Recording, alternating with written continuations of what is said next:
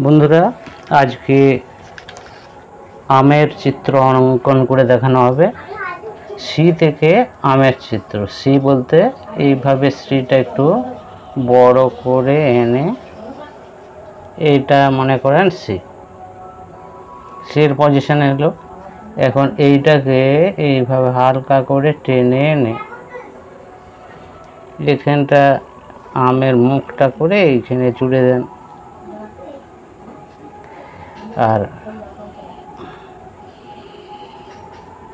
আর এখানে আমের বট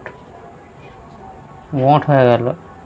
আর এর সাথে একটা পাতা হয়ে গেলে আরো ভালো হয়। দেখুন পাতাটা এইভাবে এনে ঠিকিয়ে দিলেন।